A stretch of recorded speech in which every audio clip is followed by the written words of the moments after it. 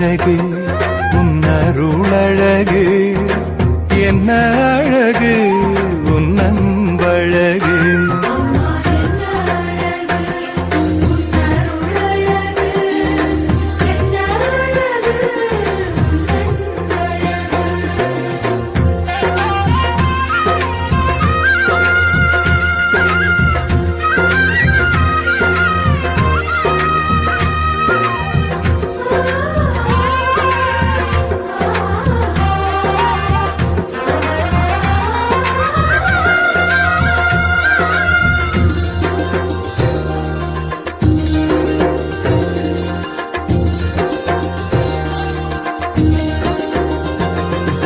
கண்ணிமையின் தூய்மையும் தாட்சியின் மேன்மையும் வார்த்தையின் உண்மையும் கொள்ளை கொண்டதே